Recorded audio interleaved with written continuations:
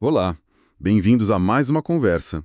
Sabe, às vezes eu fico pensando, se um cientista recebe um frasco com algo totalmente desconhecido, um líquido, um pó, qualquer coisa, qual seria a primeira, sim, a pergunta mais fundamental para começar a entender o que é aquilo? E hoje a gente vai mergulhar justamente nesse primeiro passo. Temos aqui um guia bem conciso que mostra a lógica por trás da classificação de tudo que existe. E tudo começa com uma questão bem simples, na verdade. O que eu tenho aqui na mão é uma coisa só?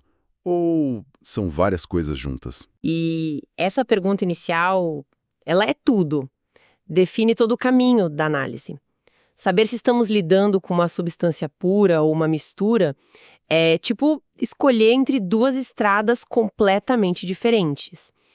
Uma te leva para um mundo mais previsível, sabe? De fórmulas, de reações exatas. A outra, a outra te joga no universo das combinações físicas, que é, na verdade, onde a gente vive a maior parte do tempo. E o nosso guia dá um mapa para essas duas estradas. Certo. Então vamos pegar essa primeira bifurcação, o conceito de substância pura. A gente fala isso no dia a dia, né? Água pura, ouro puro, mas para a química o buraco é mais embaixo. O que define essa pureza de um jeito categórico? A palavra-chave, olha, é identidade. Uma substância pura tem uma identidade química fixa, imutável. Pense nela como se tivesse um RG químico. A água, por exemplo. H2O, sempre. Não importa se veio de um iceberg ou da torneira. A proporção vai ser sempre 2 átomos de hidrogênio para 1 de oxigênio. E é essa identidade que dá a ela propriedades constantes. Vai sempre ferver a 100 graus e congelar a zero, ao nível do mar. É essa consistência que a define. Entendi. É uma regra sem exceção. Mas o nosso material mostra que mesmo dentro desse clube da pureza, digamos assim, existem dois níveis, as substâncias simples e as compostas. Vamos começar pela simples. O guia fala que são formadas por um único elemento. Mas o que me chamou a atenção foi o exemplo do oxigênio que a gente respira, o O2. Ele é considerado simples mesmo tendo dois átomos. Exato, e essa é uma nuance fundamental. A simplicidade aqui não é sobre o número de átomos, mas sobre a variedade de elementos. Enquanto todos os átomos forem do mesmo tipo, oxigênio no caso, a substância é simples, e é aqui que a coisa fica fascinante mesmo. Pense no carbono. Se você organiza os átomos de carbono de um jeito, você tem grafite. Macio, cinza, conduz eletricidade. Agora, se você organiza esses mesmíssimos átomos de outro jeito, sob alta pressão, aí você tem um diamante. Uma das coisas mais duras que existem. Exato, e transparente, ambos são substâncias simples, puríssimas, só carbono. São o que a gente chama de alótropos. Nossa, isso muda tudo. Quer dizer que a identidade de uma substância simples não depende só do que ela é feita, mas também de como os átomos estão arrumados? O O2 e o O3, o ozônio, é outro caso, né? Exatamente. O mesmo elemento, oxigênio, mas com propriedades, nossa, totalmente diferentes. O2 a gente respira, O3 em baixa altitude é um poluente. Precisamente. É a arquitetura atômica em ação. Isso mostra como a complexidade já começa no nível mais básico. Agora, se a simples mudança no arranjo de um único tipo de átomo já faz essa transformação toda, imagina o que acontece quando a gente começa a juntar elementos diferentes. E a deixa perfeita para substâncias compostas. E é aí que a química começa a criar coisas novas de verdade, certo? O guia fala em dois ou mais elementos unidos quimicamente. Essa união química deve ser a grande virada no jogo. Uma ligação química é uma transformação profunda. Ela cria uma entidade completamente nova. É o que chamamos de propriedade emergente. O todo se torna radicalmente diferente da soma das partes. O exemplo mais clássico e que nunca perde a força é a água, o H2O. Você pega hidrogênio, que é um gás super inflamável. E o oxigênio que alimenta o fogo. Isso. Você os une quimicamente e o resultado é uma substância que apaga o fogo. E o sal de cozinha, o NaCl, que o material também cita, é mais extremo ainda. Pelo que eu me lembro, o sódio puro é um metal que explode se encostar na água. E o cloro puro é um gás venenoso. Sim, foi usado como arma química. E a combinação dos dois dá um cristalzinho branco estável que a gente põe na comida. É quase um milagre químico isso. Saciada pela ligação química. O resultado é um composto estável, com um papel biológico completamente diferente. O ponto central é: numa substância composta, os elementos originais deixam de existir como eles mesmos, sabe?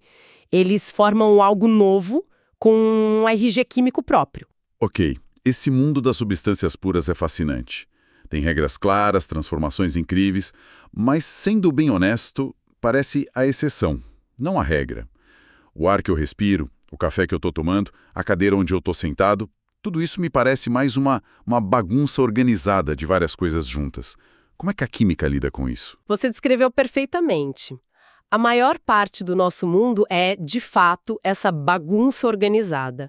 E é aí que a gente entra no território imenso das misturas. A grande diferença, como o nosso guia aponta, é que não tem aquela união química transformadora.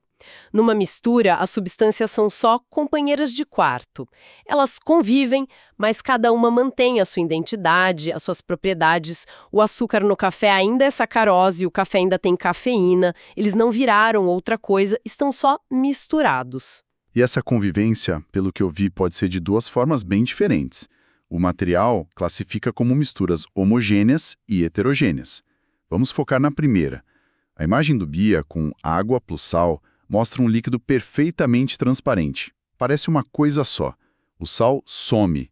É isso que define uma mistura homogênea, a aparência uniforme. Exatamente, uma mistura homogênea, que a gente tecnicamente chama de solução, tem uma única fase.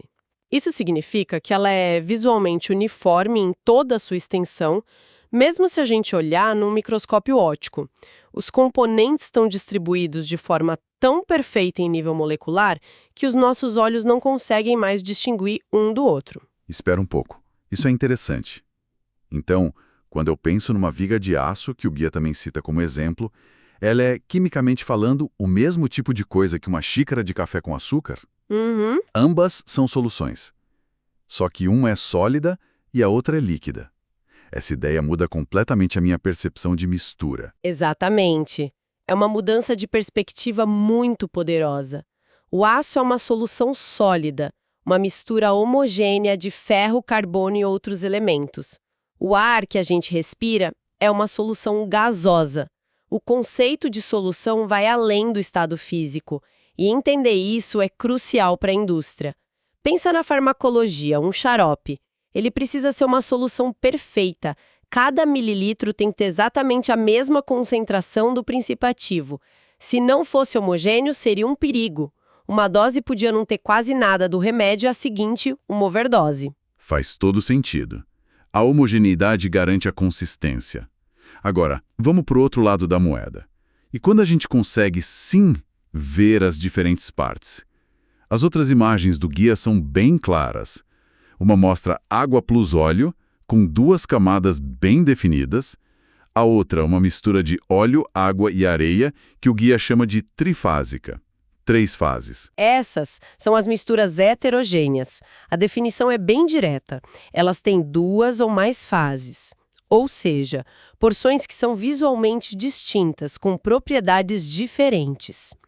O óleo e a água não se misturam em nível molecular, então formam 2 fases líquidas separadas.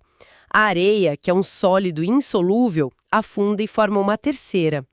A dica é simples. Se dá para apontar e dizer, isso é uma coisa e aquilo ali é outra, então é uma mistura heterogênea. Isso me lembra na hora da bancada de granito da cozinha da minha avó. O guia também usa o granito como exemplo. Eu era criança e ficava olhando aqueles pontinhos pretos, brancos, meio rosados, tentando entender como aquilo era uma pedra só, mas com tantas partes. Então, cada um daqueles pontinhos coloridos era uma fase diferente, um mineral diferente convivendo ali. Exato. É um exemplo perfeito de mistura heterogênea sólida. Granito é uma rocha formada por cristais de minerais diferentes, como quartzo, feldespato, mica, todos prensados juntos.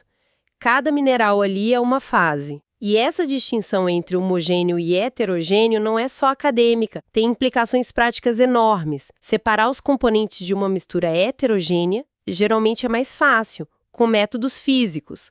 Dá para filtrar a areia da água, por exemplo. Assim. Mas separar o sal da água numa mistura homogênea, aí você já precisa de um processo mais complexo, como a destilação. A natureza da mistura dita a tecnologia que você precisa para lidar com ela. Certo. Então, se a gente fosse resumir essa jornada de classificação, que começou lá com o frasco misterioso, o fluxo de pensamento seria algo tipo: primeiro, eu tento ver se as propriedades são fixas.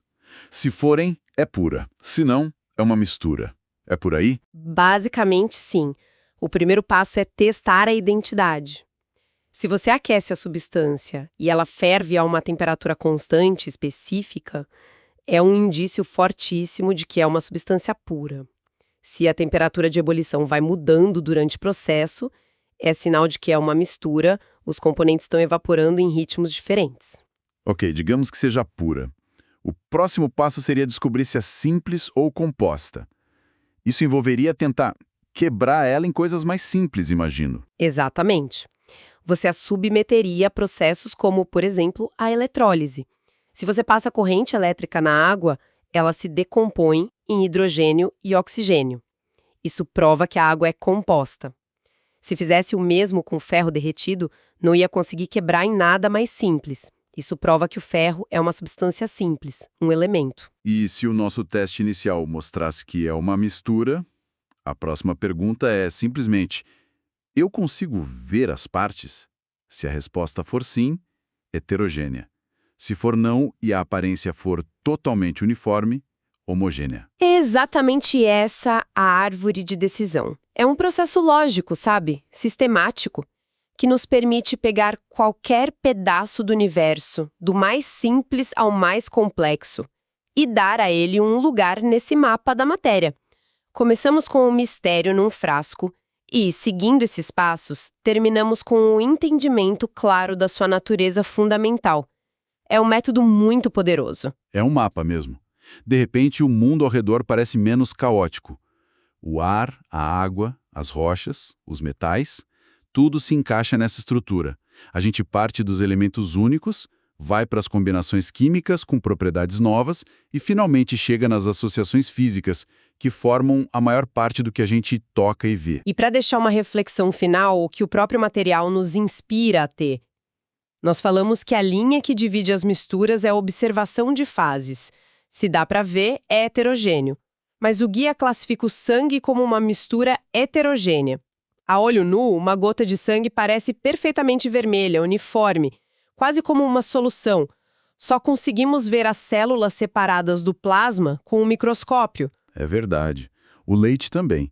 Parece o exemplo máximo de algo homogêneo, mas no microscópio são gotículas de gordura suspensas em água. Exato. Isso nos leva a uma questão mais profunda. Será que a fronteira entre o homogêneo e o heterogêneo é uma propriedade absoluta da mistura ou ela depende da escala da nossa observação?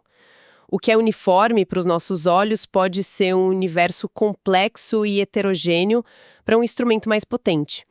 Essa ideia mostra que mesmo as classificações mais fundamentais da ciência não são só caixas rígidas, mas lentes que a gente foca para entender a realidade. E às vezes, a parte mais interessante é justamente a que ficam um pouco fora de foco.